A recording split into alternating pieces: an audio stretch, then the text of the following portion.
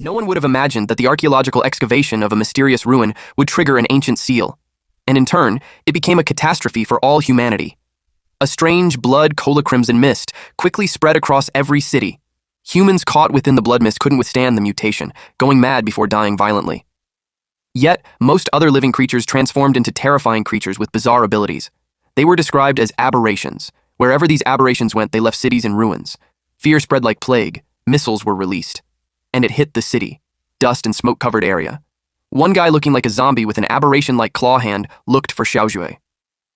Some wolf aberrations faced him, but he continued to look for her. He clawed at the wolf aberrations. After that, he looked tired and unstable. He stepped on the ruins, still searching for Xiaozhui. He walked like a zombie. Until he saw a doll. He hurriedly approached it while thinking of Xiaozhui. He was about to take the doll using his claw-like hand, but he stopped and changed it back to his regular hand before grabbing the doll. And then tears fell from his eyes. He desperately wanted to know where she was. 3 days ago. Reports came in about a crimson mist appearing in multiple areas. The public were advised not to panic and to stay indoors as much as possible. Meanwhile, there's this family on a car ride. The son and daughter were sleeping in the back seat. The military personnel banged on their car while ordering them to move the car immediately. The mother was in the passenger seat while the father drove. He expressed his disbelief in the politicians. The daughter expressed to her older brother that she's scared. Her brother assured her that it would be fine since they were all with her. While the father complained about involving the army and disguising the event as a natural disaster. The son noticed the huge commotion outside. He got curious about what the crimson mist was. Then it was followed by a loud explosion. It surprised them. Immediately he covered her sister and told her to get down. A car fell on top of their car. The son asked his parents if they're all right. The father admitted that his leg was stuck while the mother was coughing. She asked what happened. A loud sound had caught their attention. Fear washed over their faces. They saw people running away from an aberration. Immediately, the father told them to get out of the car. The son kicked the door open and climbed out. He tried to open her mother's door, but it was stuck. She told him to just take his sister and go. But he wanted to get them out. His sister trembled at the sight of the aberration approaching a man. That man screamed for help loudly. Seeing how near the aberration was, their mother urged him to go at once. His father reminded him that he's the big brother, so he had to be responsible for her. They left Xiaozhui, his sister, in his care. Then, an explosion blasted them away. The aberration had jumped towards their car. Shui screamed for their mom and dad. The aberration got agitated with the ruckus. It targeted them. Shui wanted to go to their parents, but her brother dragged her away. The whole area was in chaos. The flying aberration took the military aircraft down. They ran as fast as they could. On the way, they noticed how the animals and the people went insane. The big brother questioned what on earth was happening. Crimson mist covered the area while the wolf-like aberration went on a hunt. The siblings hid behind a shelf. The brother peeked and saw the wolf walking away. He was relieved that it was finally gone, but his sister suddenly felt strange. She cradled her head. He asked her what was wrong. She admitted that she doesn't feel well. The brother saw their faces in the mirror and there were lines forming on it. He suspected it was because they inhaled too much of the crimson mist. He took out some supplies on the shelf and dampened the cloth with water. Then he covered his sister's nose and mouth using that. But in that moment, he felt a pang of pain. He felt so hot, and something was forcing its way out of its body, and he couldn't stop it. Zhu asked him what was wrong, but he lied that he's fine. He tried to control his trembling hand. The roaming wolf-like aberration sensed them. He yelled, "Stop!" at his body, scaring her sister. Then the aberration spotted them. Immediately they ran and it chased after them. They left the supermarket and was blocked with a winged aberration. They were surrounded. He held his sister tightly while comforting her not to be scared. Then the winged aberration flapped its wings while roaring loudly. Several more aberrations approached them.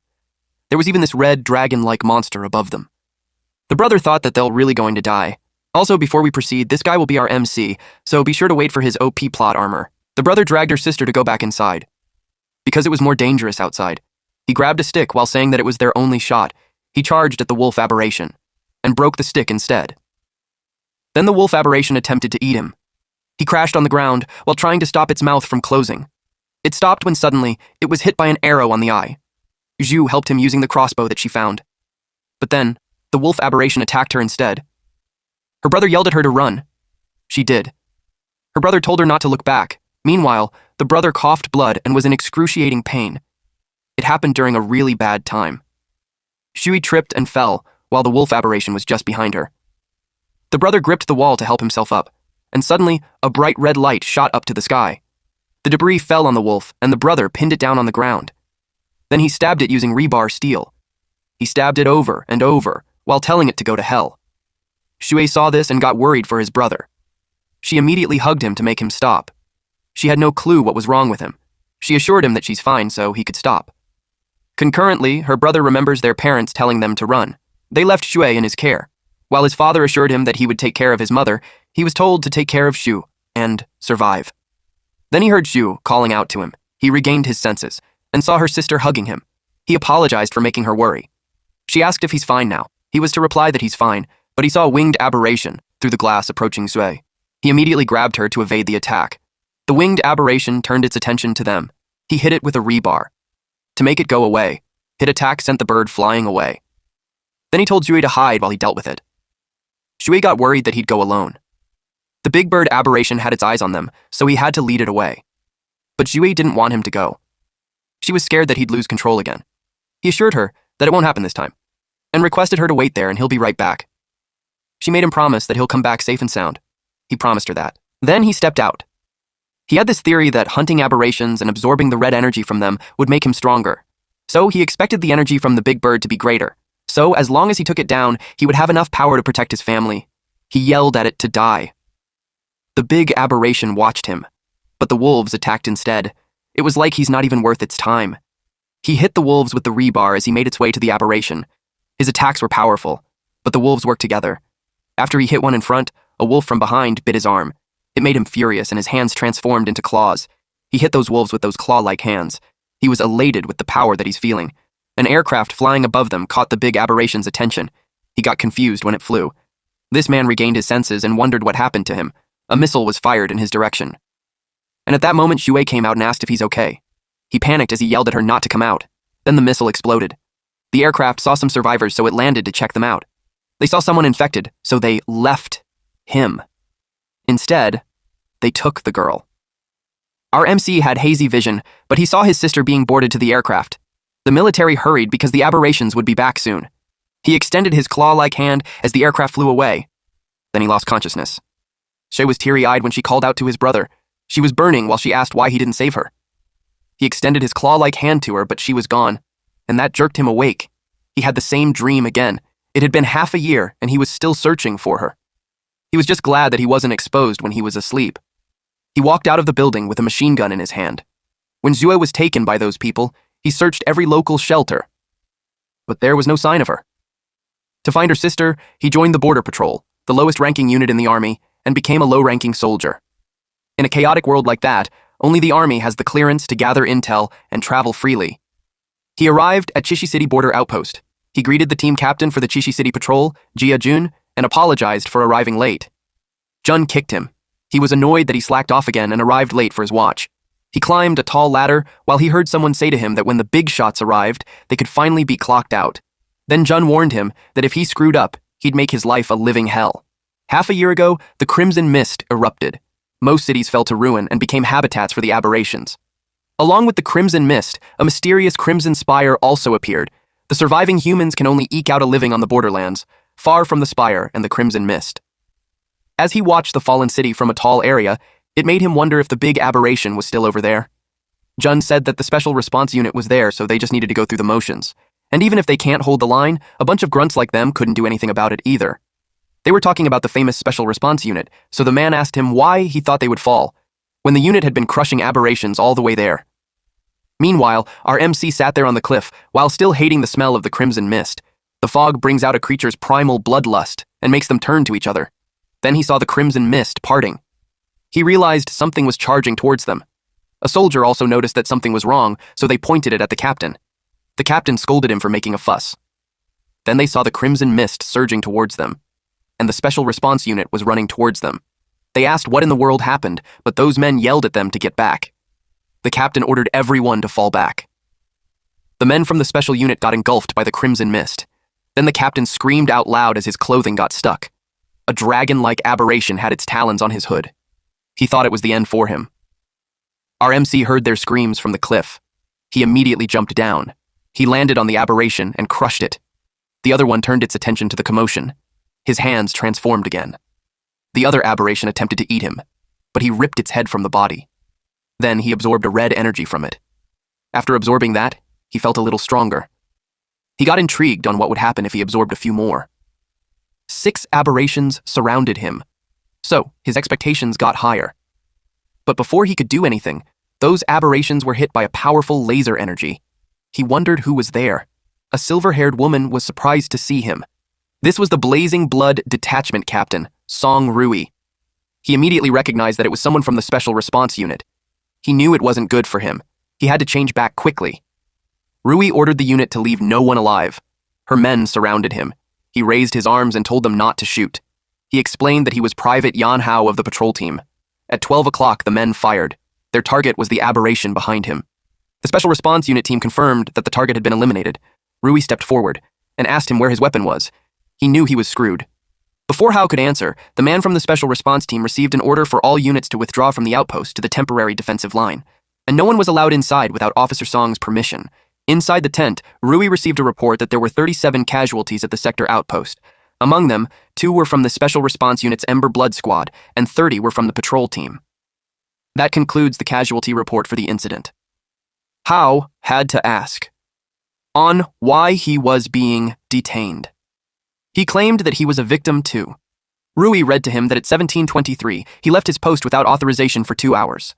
Shortly after he returned, the Crimson Mist riot occurred. She gave him the chance to explain himself. He needed to find a way to talk his way out of it. He stuttered at first, then he explained that he took a nap in the nearby ruins but had informed their captain. His teammate said that he's late for every mission, and the captain always lets it slide. This rat annoyed him. He threatened him with his gaze that if he continued spouting nonsense, he'd kill him. The man warned him not to frame the captain. Rui realized that their patrol team has quite a few problems. As if sensing he was being talked about, Jun sneezed. He was wrapped in bandages all over his body, but the doctor assured that he's not going to die. All his tests came back pretty normal. But the team member beside him doubted if that could really be considered normal. Back in the tent, Rui reads the file that says that he only passed basic training 3 months ago. In the last battle, even the Special Response Unit lost 2 people, yet Hao managed to survive. Hao replied that he's scared of dying, and he was on a track team back in school, so he was faster than most. He claimed that when he saw the Crimson Mist coming, he ran. She asked him why he would join the army when he's scared of dying. She asked if he had some other objective. During the 6 months he had been searching for Yu, he had been constantly killing and absorbing low-level aberrations. He gradually learned to control his transformations between beast and human form. For half a year, he avoided people like a lone wolf. He used the most primitive method to search every ruin, visiting every human settlement. As a soldier, Rui called him a coward who clings to life. She was mad that he abandoned his post and withheld information. She expected that he knew the consequences. He asked if she's going to execute him.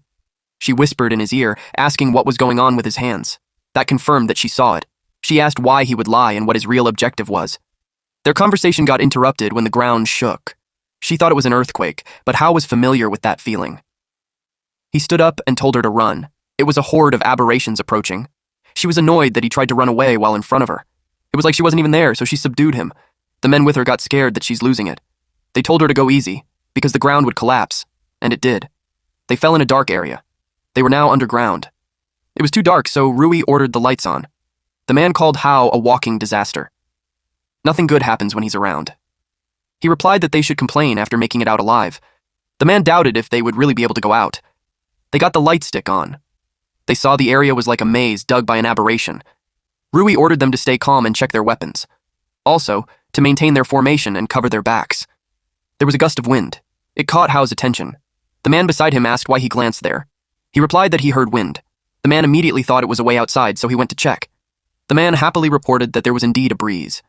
He commended Hao, saying that even if he was a brat, he's a first-class escape artist. He also saw light ahead. He got excited, saying after knowing that there's a path ahead. He didn't notice that an aberration was creeping behind him. Rui yelled at him to get down. She fired and beheaded the monster. The green fluid almost hit him. The fluid from these beetles was corrosive. Then she scolded the man, telling him not to act without her orders. She recognized that Hao was avoiding risks. She told him that once they get out, he must explain everything. Hao wondered what she's planning. She knew his secret and hasn't called him out on it yet. Then they heard a sound. They could tell something was coming. It was a horde of aberrations. Those bugs came out of the holes. They were really in deep trouble. Those bugs crept towards them. They fired at it as they fled. But Hao sensed something. Rui saw him and yelled at him not to stop and keep running, but he noticed that the swarm had stopped. The other men saw something ahead. It was such a large aberration. They called it a dominator class, and it had absorbed the crimson mist, and it converted the crimson mist into energy. Hao told them to pay attention because that thing was dangerous. Rui fired at it. At the same time, it unleashed the energy. It got hit. But when Rui saw the incoming energy, she froze. Fortunately, our boy blocked the attack with his transformed hand. She was surprised. He told her that when they make it out there alive, he would explain everything properly to her. He made his other hand transform too. She was worried because even her attack had no effect. She wondered if he truly had a way. She told him to be careful. He replied yes. Then he charged at it. This Dominator class aberration reminded him of the previous aberration.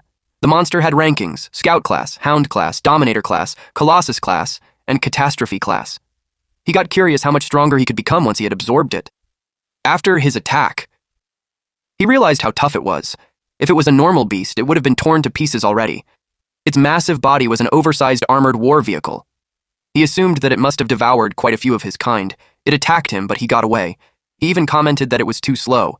He was curious if it placed all its enhancement into defense, but it was nothing but a moving target. The other two men fired at it, but they couldn't believe it. The guy who always ran faster than anyone else. The one who is most afraid of death.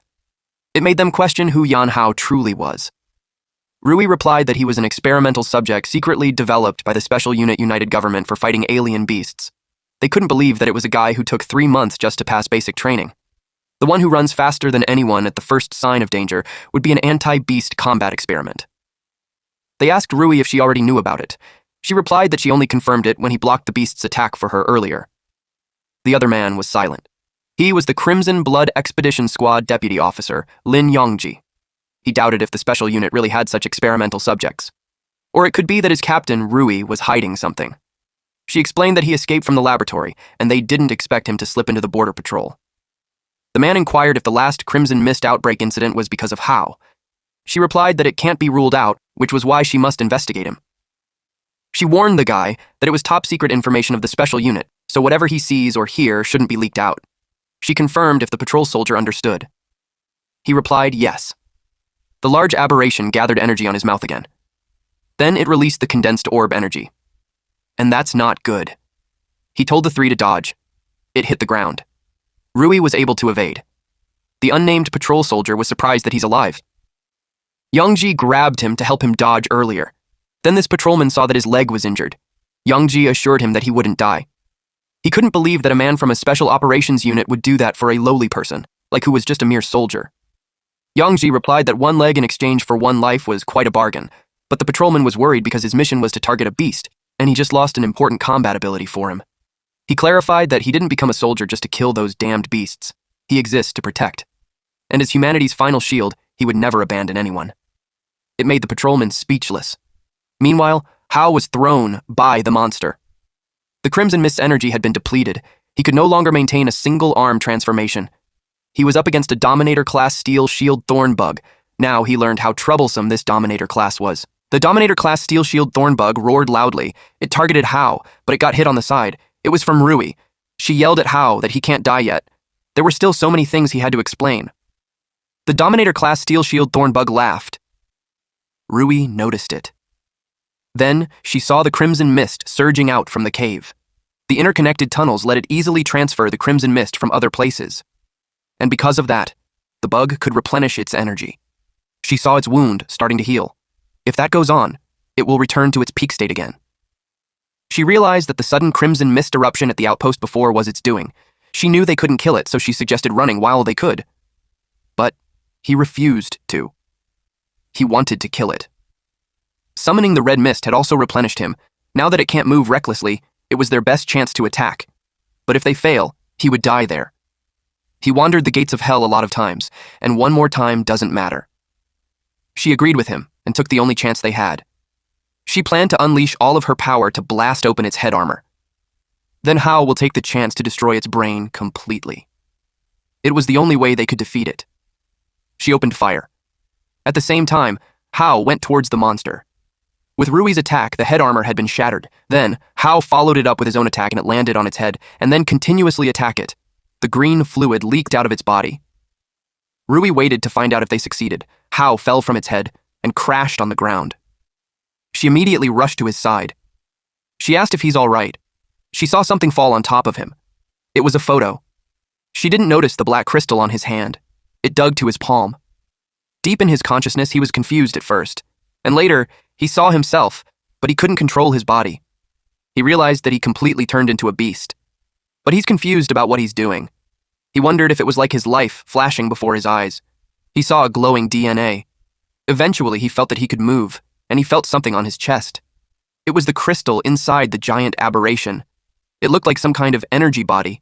He was confused how it transferred on his chest when he was just holding it earlier. Then it absorbed the crimson mist. Not only that, but it also stores it. So even if he absorbs more crimson fog than before and beastify further, he won't need to worry about losing control anymore. It was like insurance when he lost control. It would reclaim the crimson mist in his body and restore his sanity. That way, he could absorb the aberration without hesitation and evolve stronger. He doesn't need to worry about counting every kill. He was disappointed when he learned that the crystal had limited capacity. If it continued, it would burst. Then he remembered something.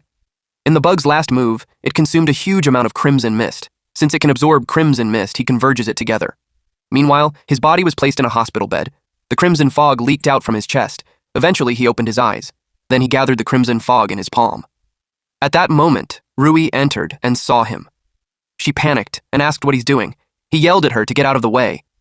Then the energy burst with such force that it erupted outward. 5 minutes ago. The patrolman reported to Rui about Yongji's leg. She replied that he was a soldier and was prepared for it, so there was no need for him to blame himself. Rui entered the hospital room. Yongji asked her what was the deal about Hao, since he had never heard of the special unit having test subjects. She replied that it was a top-secret case. She took his tablet and advised him to focus on his recovery and not to concern himself with anything else. Also, she had informed him that she had requested a transfer for him to the logistics department at the headquarters, so from then on, he could get some proper rest. He replied that he will report the matter truthfully to her father, Chief Staff Song Lian. He trusted that he would make his own judgment.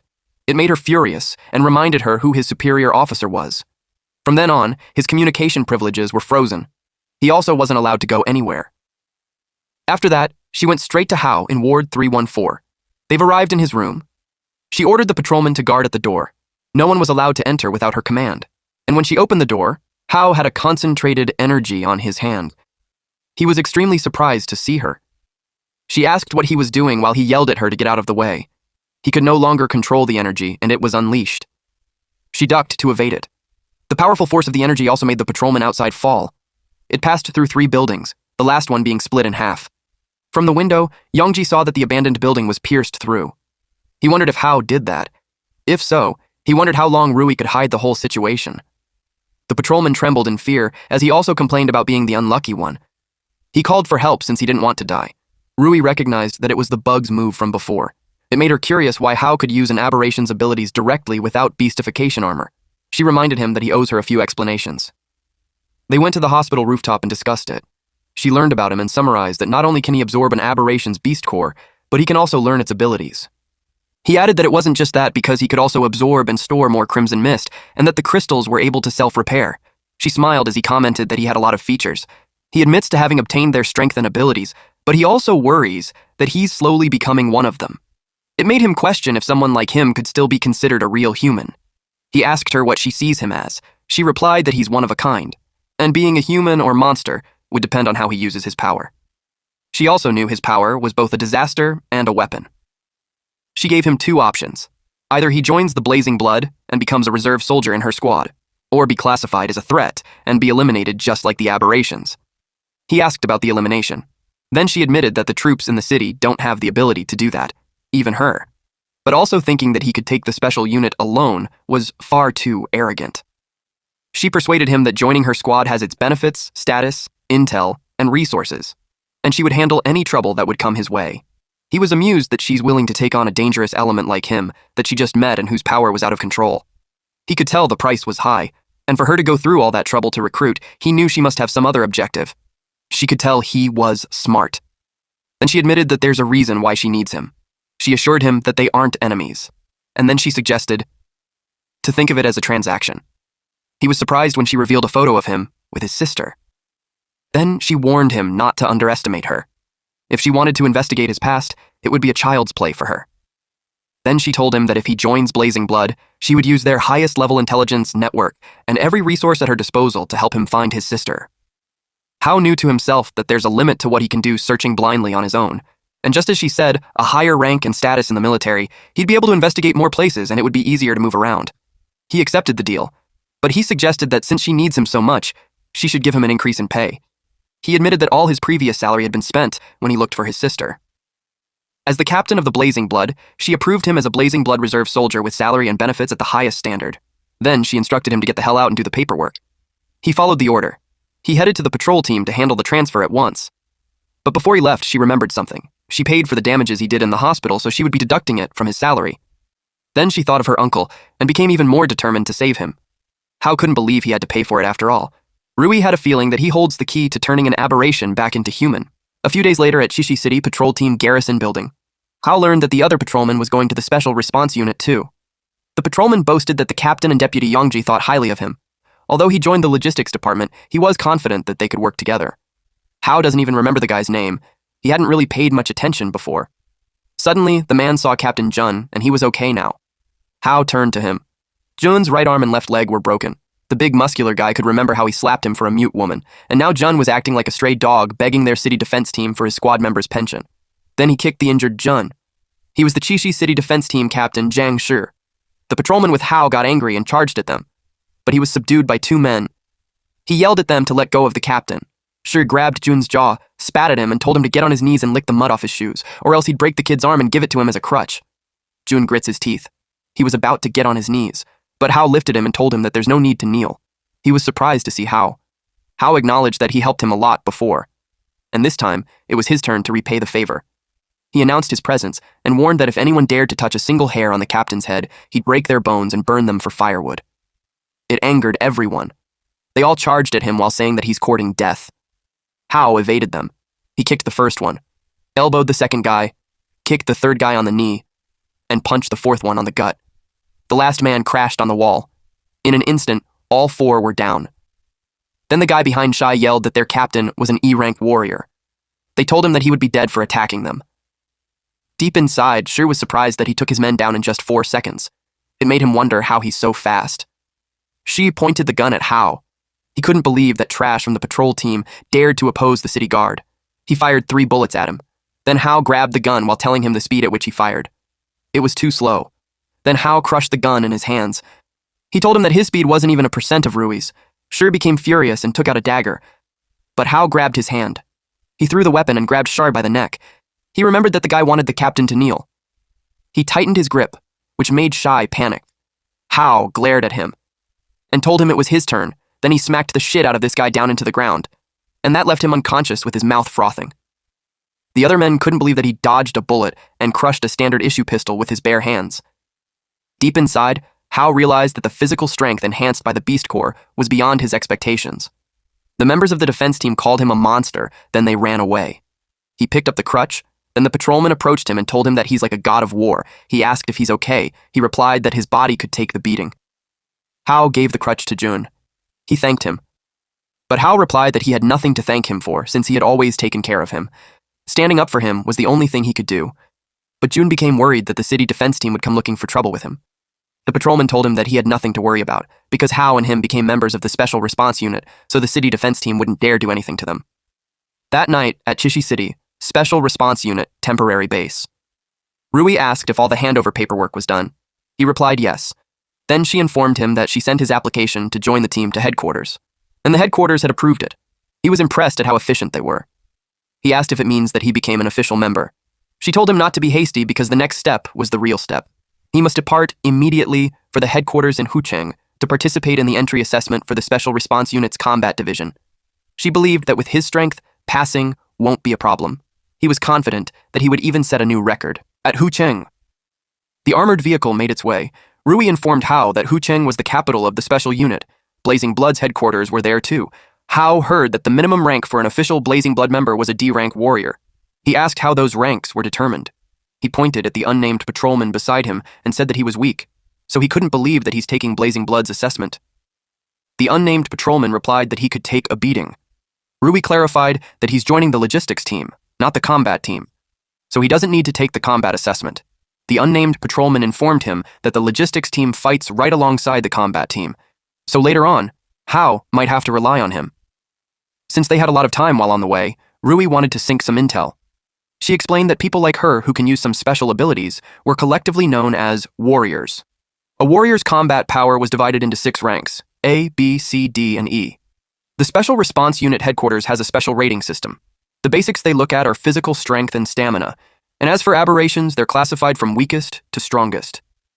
The 5 classes were Scout class, Hound class, Overlord class, Behemoth class, and Calamity class. Under normal circumstances, an E-rank warrior can defeat a Scout class aberration by the same logic. D-rank warriors could handle Hound class aberration. C-rank and B-rank warriors could manage against Overlord class aberration, and an A-rank warrior could handle a Behemoth class aberration, and only the S-rank warrior could handle a Calamity class aberration. In addition to that, the affinity with a Beast Core also affects the rank. Hao asked about the Beast Core affinity. She explained that in the recent world, only aberrations that mutated from the Crimson Mist have special abilities. Human warriors, on the other hand, could only awaken special abilities by attuning to an aberration's Beast Core through Beast Core armament. So things like his physical condition, talent, and even luck all affect his Beast Core affinity. The better his affinity, the higher the quality and number of abilities he can awaken. If he can't attune to a Beast Core, the highest rank he can achieve is E rank.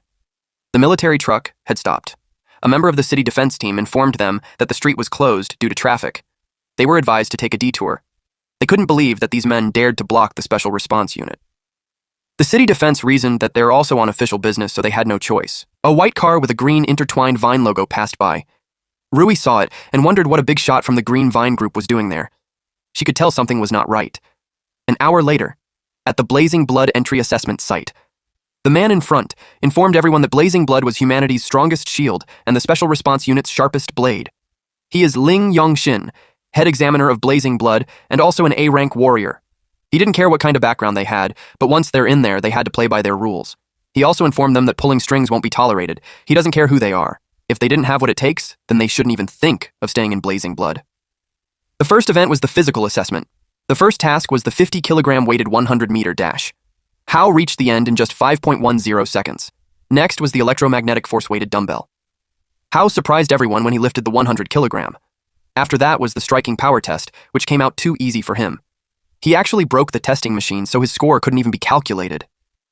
10 minutes later, he informed the head examiner that he had completed all the events.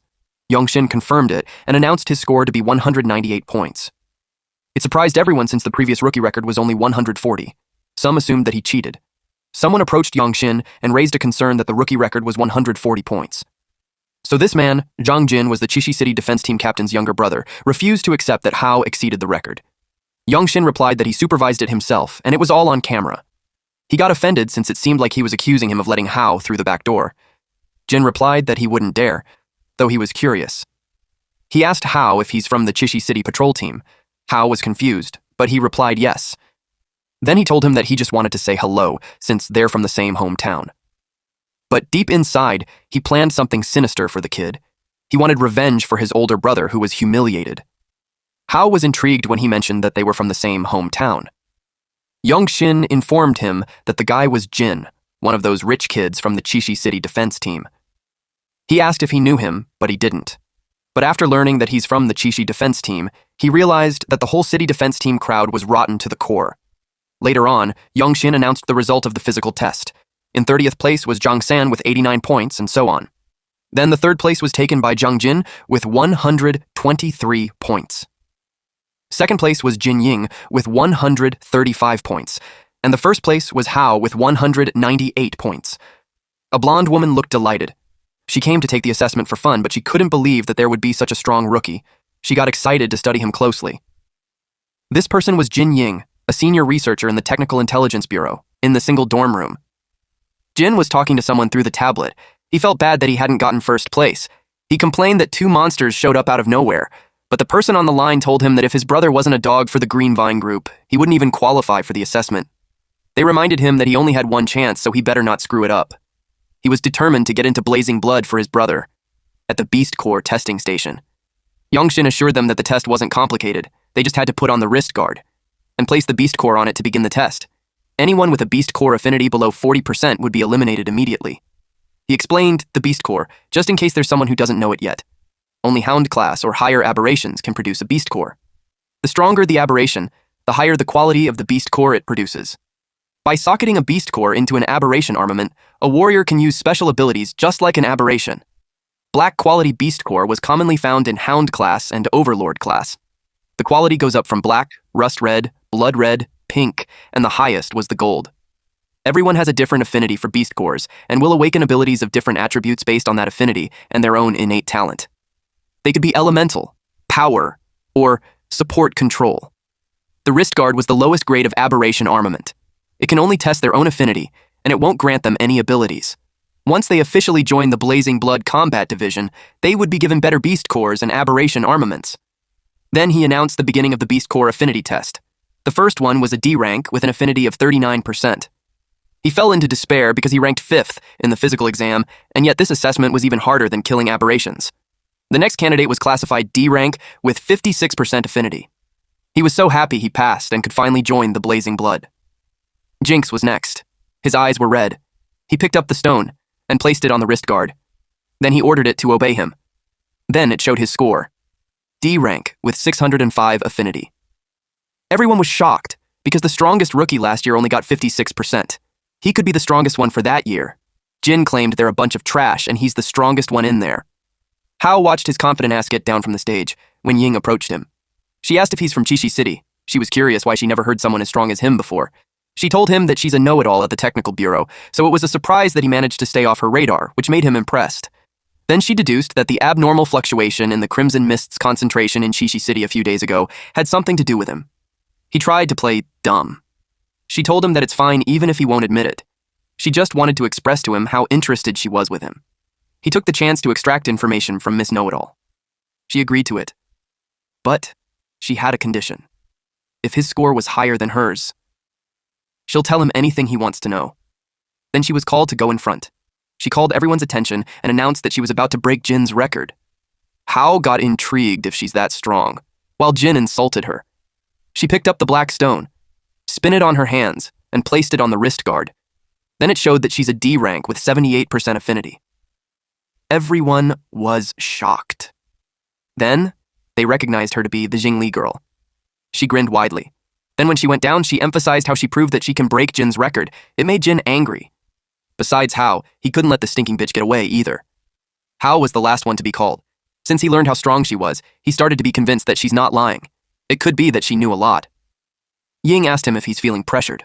For a clue about his sister, he was determined to win the bet. He told her to watch closely. According to Rui, his rank was at least C rank. The quality of the Beast Core was black, just like the one he absorbed. It made him curious what his affinity rate was going to be. He placed the stone on the wrist guard and got prepared to see how much potential he had. He expected C rank. He could imagine everyone's jaw dropping in shock because it was the level of a squad leader. But the system showed an error. A result like that had never happened before. It revealed 0%. Jin laughed loudly at him. It was hilarious that even the Beast Cores rejected him. Hao pouted. Then he saw his wrist guard. It emitted crimson mist. His body was forcefully devouring the Beast Core. Ying couldn't believe he got 0%. The worst anyone had before was at 1%. She had to record it. She knew the old man would be happy with it. Jin had a devilish grin seeing that Beast Core. He reported that Hao stole the Beast Core.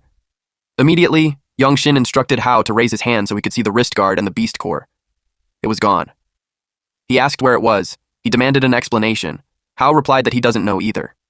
He felt awkward. He had to make up a reason at once, or he definitely turned into a lab rat.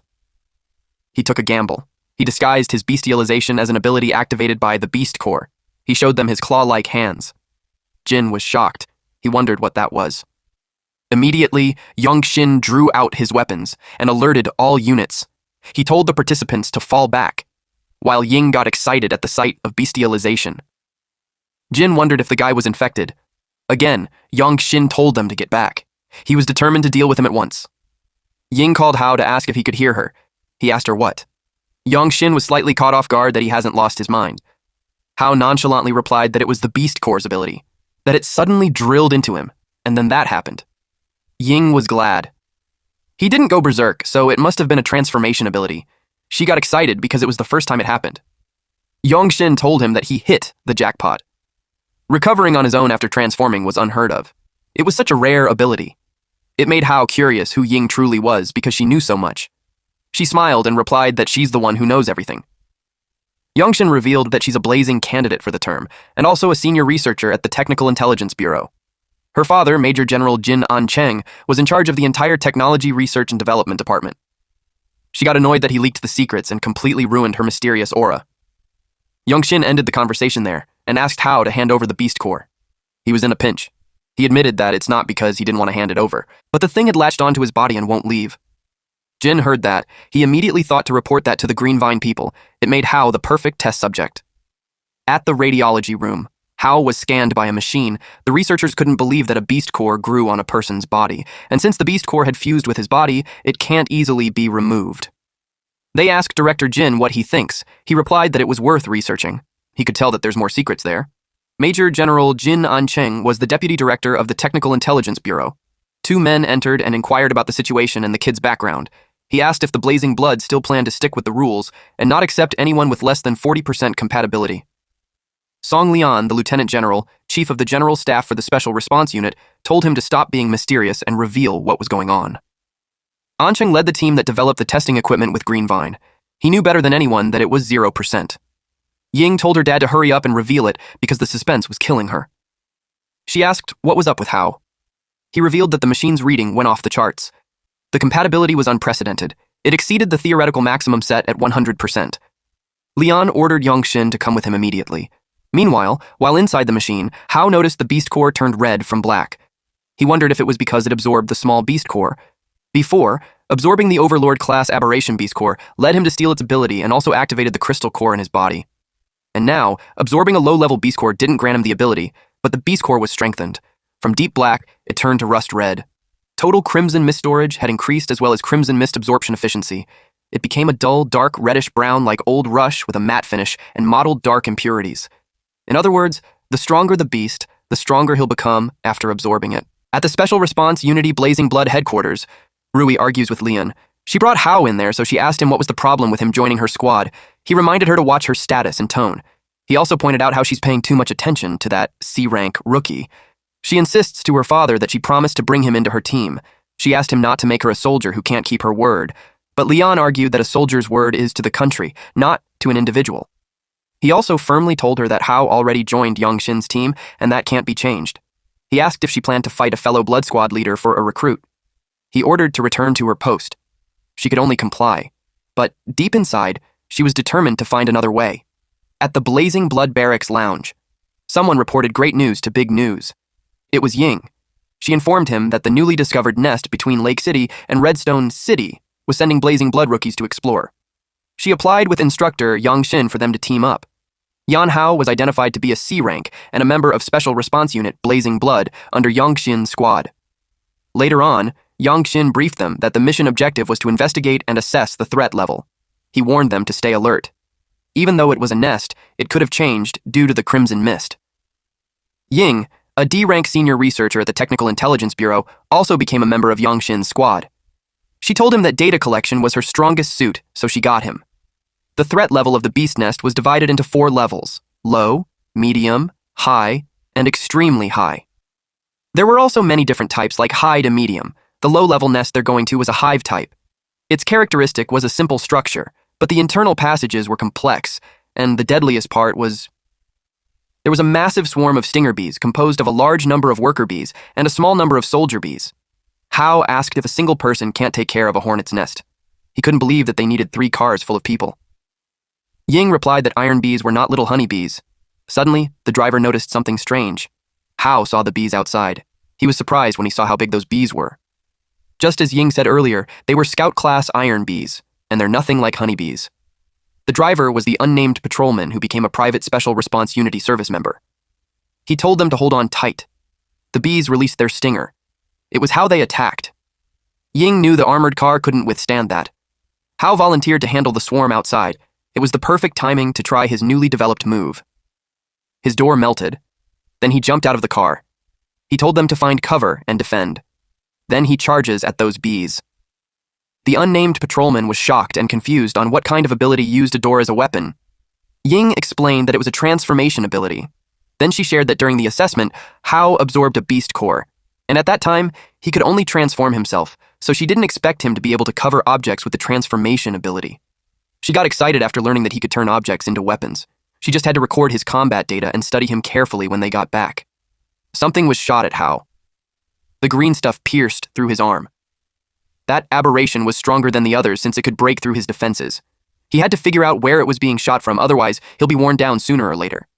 He told them that there's another enemy, but its location was unknown. He advised them to be careful and hide. They got behind a rock.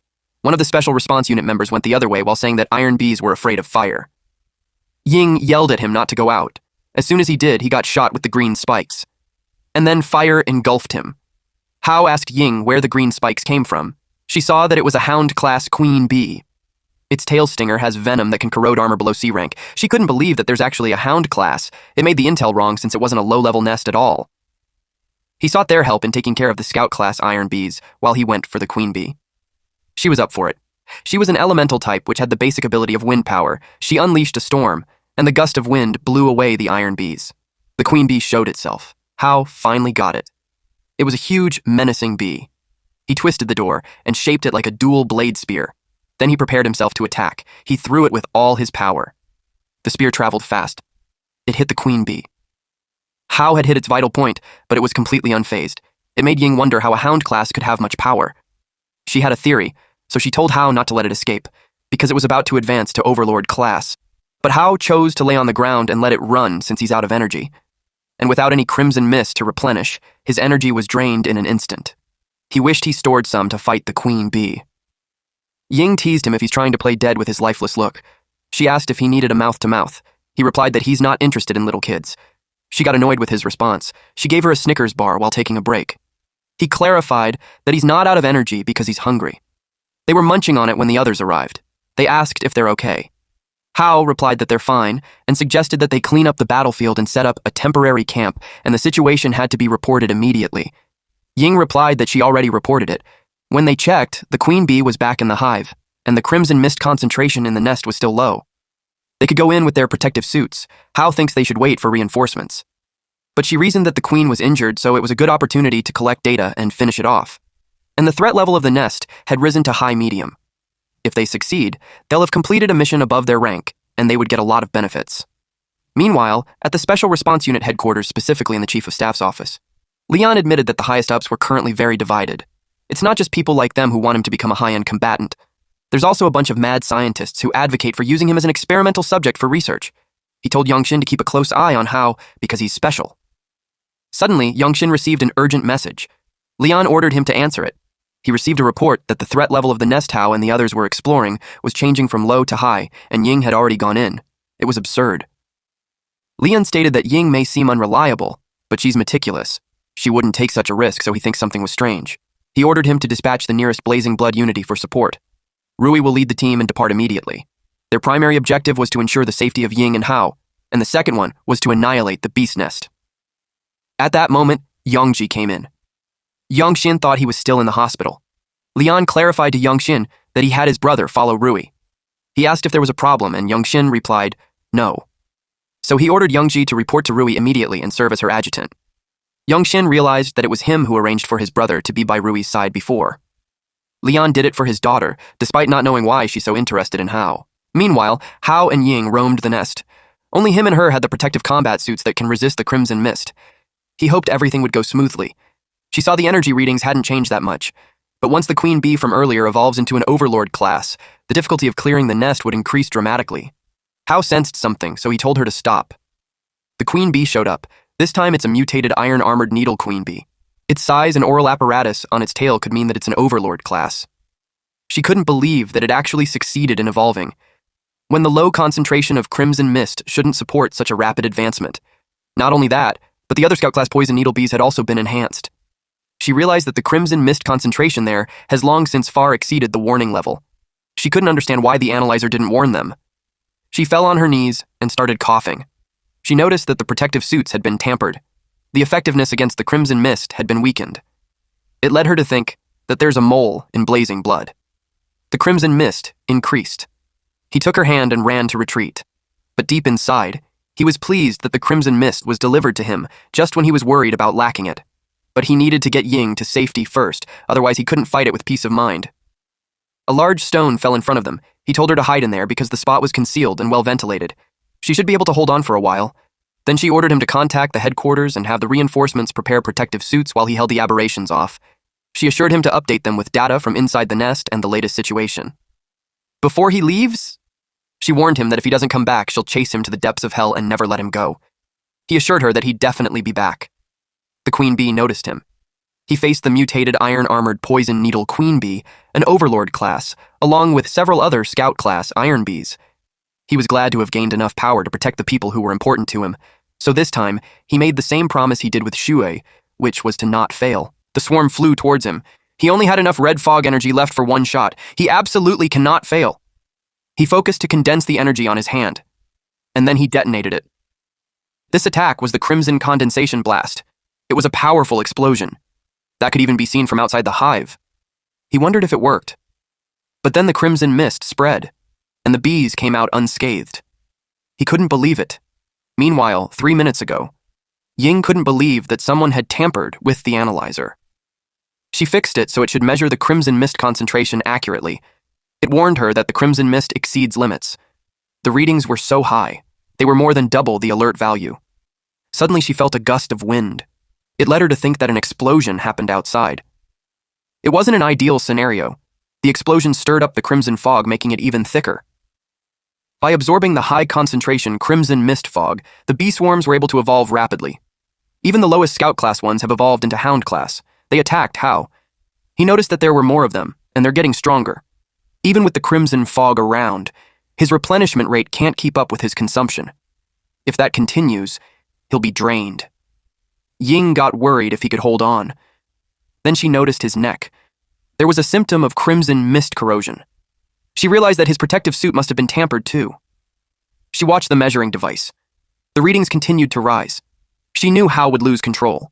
She helped by blowing away the crimson mist around him first. So, she released a wind pressure blast. When she found the timing, she detonated it. Hao was confused when the crimson mist around him had been blown away. He cursed because his energy supply had been cut off. The bees released their green stings. He blocked it using his forearm. The stings got stuck on his arm, and that's when he realized it had a paralyzing effect. It released more stings behind him. He knew he couldn't dodge it. Suddenly, someone arrived and blocked the stings using his body. It was Yongji. He was a C-rank strength type. His basic abilities were body fortification, hardening, and super sensing. His beast core source was an overlord pangolin. He yelled at Hao to focus, since the fight wasn't over yet. The bees surrounded them. In an instant, it got cut with laser attacks. It was done by Rui. She's a C-rank elemental type with basic abilities such as electromagnetism, and her derived abilities were lightning strike, railgun, iron sand, hacking, and magnetize. Her beast core source was a behemoth-class eel. Hao asked what she was doing there. She explained that they have received orders from headquarters to support them. She ordered all units to charge and clear out those damn bugs. Her squad followed her orders and charged in. Team A suppressed the forward passage with high heat.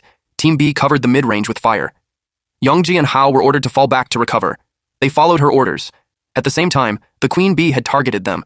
Those who saw it first warned them. But Rui ordered them not to look back and to continue running. She didn't expect the queen bee to be an overlord class. She had to use her move. It was the electromagnetic annihilation attack. It was a high-voltage electric field created by the move, and it will destroy and paralyze all objects within its range. They saw her attack and hit something. When they saw it was the queen bee, they realized it was the one mentioned on the intel, and it was escaping upwards. But since Rui paralyzed it, it won't get far. She ordered an annihilation of the surrounding swarm to prioritize rescue. Hao couldn't believe how strong she was. Yongji looked proud when he shared the last time in Redstone City. Rui hadn't even brought her main combat gear, and she wasn't wearing her combat suit, so she couldn't use her abilities at full power. She looked for Ying. Hao pointed to where she's at. Then Ying called her, and stated that had she been 10 minutes late, they would have been retrieving her corpse instead. She told him to treat her when they got back, because she still owes her for also saving her last time. They had completed the first mission, which was to rescue the wounded, so they asked what their next move would be. She was ordered to exterminate the swarm and eliminate the threat of the beast nest. Meanwhile, Hao used the chance to quickly replenish some Crimson Mist energy. The Crimson Mist cannon blast didn't manage to finish off the queen bee, so he had to try again. He finished replenishing his energy. When he heard a noise, all of them got nervous and alert. The queen bee absorbed all the Crimson Mist from the entire nest. It looked like it was going to level up again. The reader warned them that it was about to break through level 4. Ying wondered where all the Crimson Mist came from.